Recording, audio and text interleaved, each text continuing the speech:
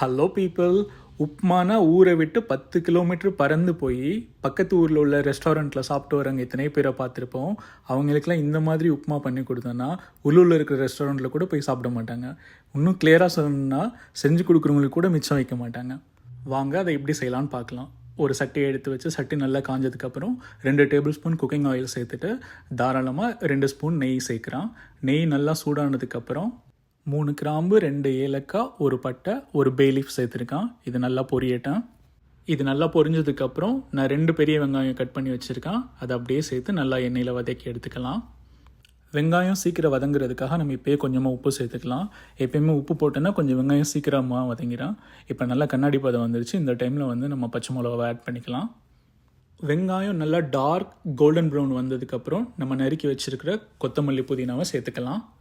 கொத்தமல்லி புதினா எண்ணெயில் நல்லா மசிஞ்சதுக்கப்புறம் நான் ஒரு 1 டேபிள் ஸ்பூனு இஞ்சி பூண்டு போட்டுக்கிறேன். இஞ்சி பூண்டு பச்சை வாடை போகிற வரை லோ ஃப்ளேமில் வச்சு நல்லா கிண்டிகிட்டே இருங்க. இஞ்சி பூண்டோட பச்சை வாசனை போயிடுச்சு. இந்த டைமில் வந்து நான் ஒரு 1.5 ஸ்பூன் வந்து ரெட் சில்லி பவுடர் போட்டுக்கிறேன். நீங்கள் இன்னும் கொஞ்சம் கலர் வேணும்னா நீங்கள் வந்து காஷ்மீரி சில்லி பவுடர் கூட ஆட் பண்ணிக்கலாம். இதுக்கு நீங்கள் சில்லி பவுடர் தவிர வேறு எந்த மசாலாவும் சேர்க்கக்கூடாது. இப்போ சில்லி பவுடரோட ராஸ்மெல் போனதுக்கப்புறம் நம்ம தக்காளி சேர்த்து நல்லா ஆயில்லையே வதக்கி எடுத்துக்கலாம். தண்ணி அவசரப்பட்டு தண்ணியோ வேறு எதுவும் சேர்த்துடக்கூடாது. தக்காளி நல்லா வெந்ததுக்கப்புறம் நான் 2 டேபிள் ஸ்பூன் தயிர் ஆட் பண்ணியிருக்கேன். தயிர் நல்லா மசாலாவோட சேர்ந்து குக் ஆனதுக்கப்புறம் நம்ம மெயின் ஹீரோவை உள்ளே இறக்கிடலாம். நான் வந்து 4 லெக் பீஸ் எடுத்திருக்கேன். நீங்கள் போன்லெஸ் கூட எடுத்துக்கலாம். இதுதான் போடணும்னு இல்லை. இது கொஞ்சம் நேரம் அப்படியே மசாலாலேயே வெந்துட்டுருக்கட்டும். It's time for interval. Let's drink something. Summer டைமில் நம்ம பாடியை வந்து ஹைட்ரேட்டாக வச்சுக்கிறது ரொம்ப நல்லது. எஸ்பெஷலி கிச்சனில் இருக்கும்போது இந்த ட்ரிங்க்ஸ் வந்து என்னை அப்படியே வந்து ஒரு ஸ்கூல் மெமரிஸ்க்கு எடுத்துகிட்டு போயிடுச்சு. கோவா கேண்டின்னு ஒன்று இருக்கேன் ஸ்கூல் படிக்கிற டைமில். ஸோ இது அப்படியே அதோட ஃப்ளேவரும் இருக்குது. பட் இது 100% கோவாவோட டேஸ்ட் இருக்குது. கோவா கேண்டின்னு சொன்னால் அது பிராண்டு. கொய்யாக்கா முட்டாயின்னு சொன்னால் அது எமோஷன். அந்த மாதிரி தான் இருக்குது. இப்போ வந்து சிக்கன் நல்லா வெந்துருச்சு. இதை அப்படியே பிளேட்டில் எடுத்து வச்சுக்கலாம். சிக்கனோடு சேர்த்து கொஞ்சம் மசாலாவும் எடுத்துக்கிடுவோம். அது கடைசியில் யூஸ் ஆகும். நான் இப்போ தண்ணி எந்த கப்பில் ஊற்றுறனோ அந்த கப்பில் தான் நான் வந்து ரவையை மெஷர்மெண்ட் பண்ணேன். இதில் நான் 1 கப் ரவை எடுத்தேன். இப்போ அதே இதில் 1.5 கப் தண்ணி ஆட் பண்ணிக்கிறேன். இதில் வந்து தண்ணியோட குவான்டிட்டி ரொம்ப முக்கியம். இல்லைன்னா கம்ப்ளீட்டாக டெக்ஸ்டராக மாறிடும்.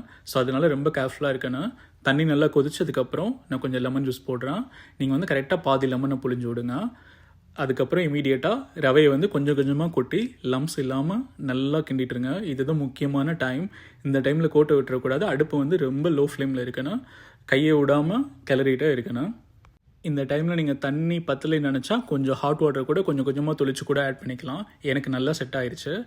அப்படியே 1 ஸ்பூன் நெய்யை மேலே போட்டு நம்ம எடுத்து வச்சுருக்கிற கோழி மசாலாவையும் மேலே வச்சுட்டு நறுக்கி வச்சுருக்கிற கொத்தமல்லியை தூவி கார்னிஷ் பண்ணி மூடி போட்டு அப்படியே 10 நிமிஷம் லோ ஃப்ளேமில் வச்சு ஒரு ஓரமாக இருக்கட்டும். இந்த கேப்பில் நம்ம ஒரு குட்டி விவசாயம் பண்ணுவோம். என் ஃப்ரெண்டோட வீட்டில் வந்து ஒரு வின்டர் பிளான்ட் வந்து காஞ்சு போய் இருந்துச்சு. ஆக்சுவலி வந்து இது வின்டரில் மட்டும்தான் உயிரோடு இருக்கேன். இதுக்கூட லைஃபை ஈசல் மாதிரி. ஈசல் எப்படி ஒரு நாள் மழையில் இருக்கோ அது மாதிரி இது ஒரு 3 மாதம் தான் இருக்குது வின்டர் டைமில். இப்போ இங்கே வந்து சம்மர் வந்துருச்சு. ஸோ இது வந்து டெட் ஆயிடுச்சு. இது வந்து நான் அவங்கக்கிட்ட கேட்டு கொத்தமல்லி ஹார்வெஸ்ட் பண்ணலாம் அப்படின்னு வாங்கிட்டு வந்தேன். இங்கே வந்து தங்கம் கூட வாங்கிடலாம். ஆனால் கருவேப்பிலை கொத்தமல்லி வாங்கவே முடியாது. அவ்வளோ எக்ஸ்பென்சிவ். சொல்லப்போனால் கொத்தமல்லி வாங்குகிற காசுக்கு வந்து தங்கம் வாங்கிடலாம். கருவேப்பிலை வாங்குகிற காசுக்கு டைமண்டாக வாங்கிடலாம். இவன் என்னன்னு தெரியல, என் மேலே கோமா இருக்கான்னு நினைக்கிறேன். கொடுக்குற தண்ணியை திருப்பி என் மேலேயே துப்பி விட்றான். அது வந்து ரொம்ப ஸ்டோன் மாதிரி ஆயிடுச்சு. சாயில் வந்துட்டு நான் அதை வந்து நல்லா கிளறி விட்ருக்கேன். இப்போ வந்து மல்லியை எடுத்து டிஷ்யூ பேப்பரில் வச்சு என்கிட்ட வந்து ரோல் பண்ணுறதுக்கு எதுவுமே இல்லை. இப்போ ஊரில் இருந்தால் எப்படி விவசாயம் பண்ணுறதுக்கு வந்து காலமாடை யூஸ் பண்ணுவாங்களோ அது மாதிரி நாங்கள் வந்து ரெட் புல்லில் வச்சு உருட்டிகிட்ருக்கேன். சீடை வந்து நம்ம 1-2 உடைக்கணும். நீங்கள் சப்பாத்தி கட்டையில் கூட பண்ணிக்கிறீங்க. பவுடர் ஆக்கிடக்கூடாது. லைட்டாக சீடு வந்து கிராக் ஆகணும். அந்த மாதிரி பண்ணி ரோல் பண்ணி எடுத்துக்கிறேங்க. இப்போ எல்லா சைடுமே நல்லா 1-2 பீஸ் ஆயிடுச்சு. அப்படியே அதை மேலே போட்டுக்கலாம்.